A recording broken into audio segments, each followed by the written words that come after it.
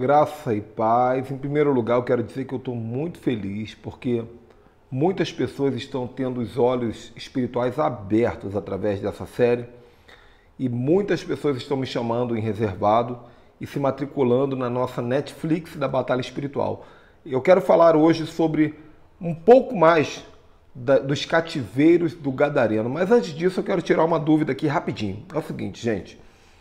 Netflix é apenas um apelido que nós damos. Não tem nada a ver com a Netflix da televisão, é um apelido. Nós estamos formulando um nome oficial, já estamos registrando tudo isso aí, vem muita novidade em breve. Mas essa nossa Netflix da Batalha Espiritual você acessa pela internet, pelo celular, pelo tablet, pelo computador. É um site que você vai entrar com uma senha e lá tem mais de 250 vídeos, 12 cursos diferentes, pautas de libertação, apostila, coisas que você nunca imaginou que poderia acessar com tanta facilidade, de treinamento e fortalecimento sobre questões espirituais, tá? Então, se tiver mais dúvidas, tem um link aqui embaixo, ou então você pode me chamar aqui embaixo mesmo no WhatsApp, tá? Mas vamos lá, é o seguinte. Jesus então atravessou o mar, chegando em Gadara. A Bíblia diz ali em Marcos capítulo 5 que veio diante dele um homem possuído por espíritos imundos. Falei sobre isso no primeiro e no segundo vídeo. E no terceiro vídeo eu aprofundei um pouquinho mais a questão. E o que eu quero falar para você hoje é o seguinte. Na sequência do texto, está escrito que aquele homem endemoniado ele tinha um problema. Ninguém conseguia subjugá-lo. Eu quero falar para você hoje sobre uma legalidade. A partir de agora nós vamos falar sobre várias legalidades do cativeiro, do Gadareno. E a legalidade que eu quero falar hoje é a legalidade da insubmissão e da autossuficiência. Ele era um homem insubmisso, ele era um homem autossuficiente. E essa legalidade foi um dos fatores que fez dele aquele homem endemoniado que nós já falamos no vídeo anterior, nos vídeos anteriores. Ninguém podia subjugá-lo. Sabe o que significa isso? É aquele tipo de pessoa que não se coloca debaixo da autoridade de ninguém, porque ele se considera autossuficiente. Preste atenção. A autossuficiência, ela é um efeito colateral de duas coisas: rebelião contra Deus e orfandade emocional e espiritual. Orfandade espiritual. Rebelião contra Deus por quê? Porque Deus criou o homem dependente dele. Da mesma maneira que a planta depende da terra, os peixes dependem da água. A Bíblia diz lá em Gênesis que quando Deus disse à terra para que criasse as plantas, Deus disse à terra que se produzisse os animais. Deus disse às águas que se criassem os animais aquáticos. Então, a matéria que criou, ela se torna fonte sobre a criatura. Se tirar a terra, não tem planta. Se tirar a água, não tem peixe. E o homem ele foi criado pelas mãos de Deus e pelo sopro do Espírito. Então, no momento que o homem se diz autodependente ou independente, ele entra debaixo de maldição. Existe uma legalidade na frase que fez do nosso Brasil um país teoricamente livre, que diz independência, aquela frase independência ou morte. O correto não é esse. O correto é o seguinte: dependência e vida. Mas não dependência dos homens, nem dependência dos Estados Unidos, nem dependência do Portugal. A nossa dependência é do Senhor.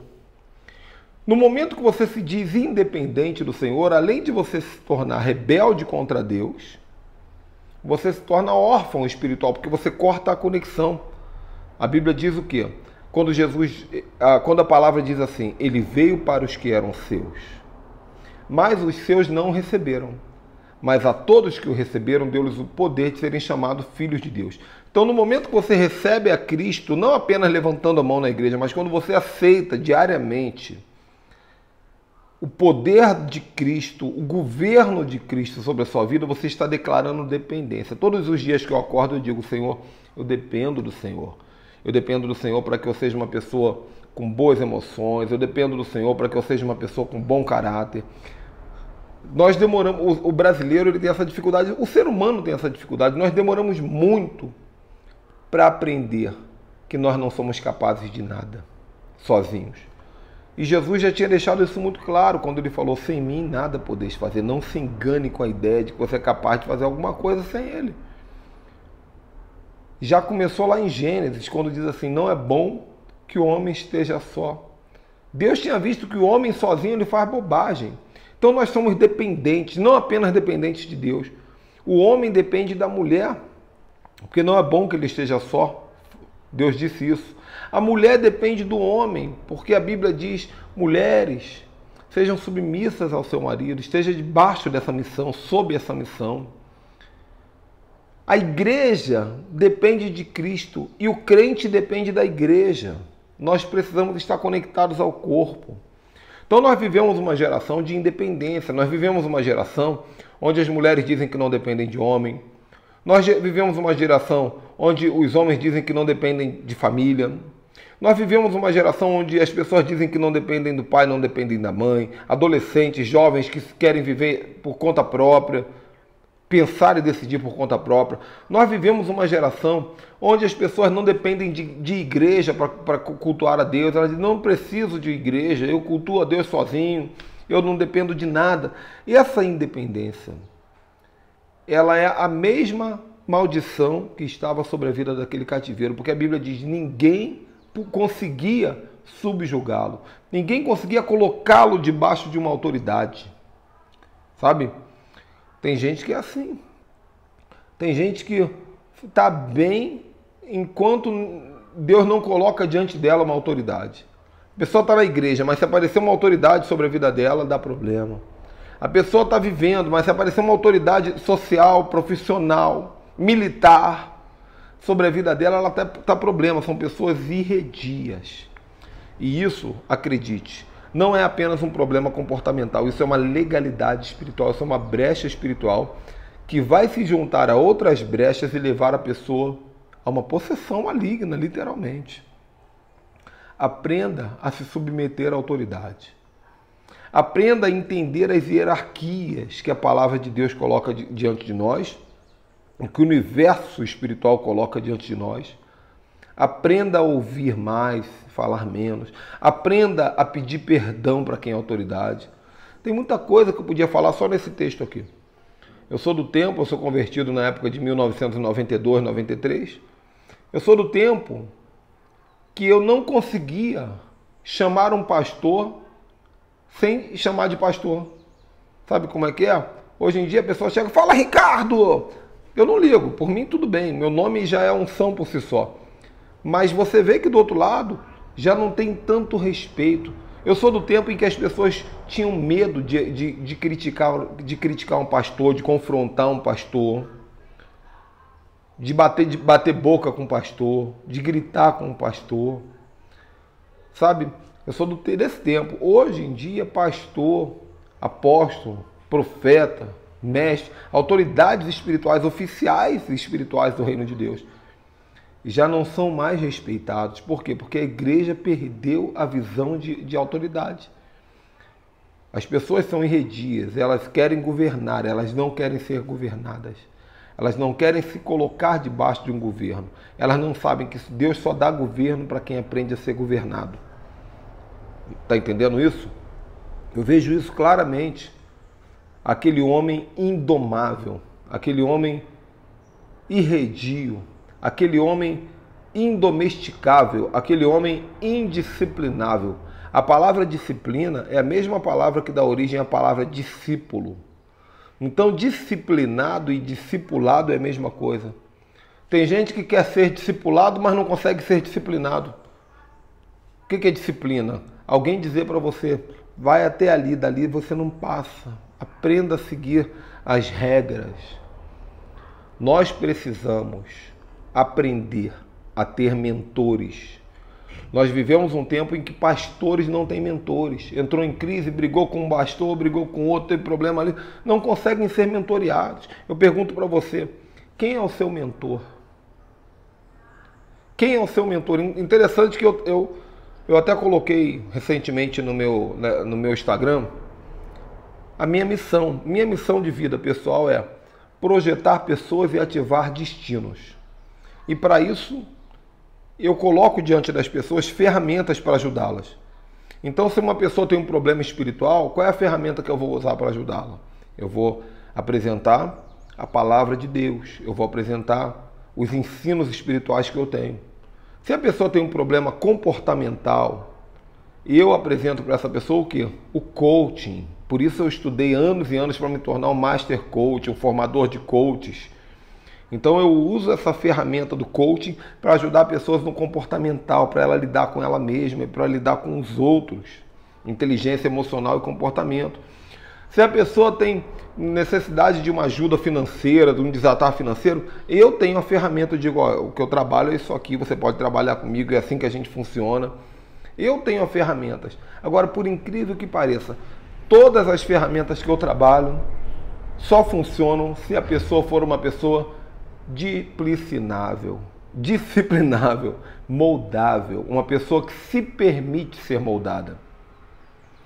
Porque pessoas irredias, elas são pessoas que não ouvem, elas não aprendem, elas não se arrependem, elas não se quebrantam. E são pessoas que só sugam o tempo de um mentor, de um líder. É bem provável que antes daquele gadareno estar naquela situação, muitas pessoas tentaram ajudá-lo. Muitas pessoas. É bem provável que pessoas tentaram tanto a ponto de dizer, eu não consigo mais, eu desisto, não tem mais jeito. Interessante, eu vou falar sobre isso em um dos últimos vídeos. Quando Jesus liberta aquele homem, Jesus diz para ele, volta para sua casa, para sua família. Aquele homem tinha uma família. Talvez ele tivesse um pai que já não aguentava mais falar com ele. Talvez ele tivesse uma esposa, um filho, sabe? Talvez ele tivesse um parente, talvez ele tivesse um ex-patrão que tentou de tudo para ajudá-lo, mas ele era indomesticável. Ninguém podia subjugá-lo. Tá ok, gente? Então, esse texto ele fala do demônio, mas ele também fala da pessoa. Porque o demônio por si só já é complicado. Ninguém consegue subjugar o demônio, isso é verdade, só o poder de Cristo. Mas existem pessoas indomáveis. Permita que essa palavra entre no seu coração, porque às vezes nós escutamos uma palavra como essa já pensando no fulaninho, no beltrano, mas essa palavra pode ser para você. De repente você é o indomável, é o indomesticável, que precisa nesse momento receber um choque de realidade. Quem sabe agora pegar o telefone e ligar para alguém e dizer, poxa, eu dependo de você, me perdoe, não me abandona, não desiste de mim, não. Ou talvez você é a pessoa que vai, nesse momento, tomar um choque de realidade e pensar, meu Deus, eu não tenho um mentor sobre a minha vida, eu preciso de um mentor. Vai até uma pessoa que tem essa autoridade, pede, me mentoreia, me direciona, me aponta o caminho. Agora, para andar com um mentor, você tem que estar disposto. Estar disposto a ouvir, estar disposto a ser quebrantado, estar disposto a colocar uma folha de papel na boca para ficar calado assim. Ficar com a cara toda vermelha, com a orelha quente, mas aguenta o confronto. Você precisa aprender a ser contrariado. Você precisa aprender a honrar. O que faz o mentor funcionar é a honra.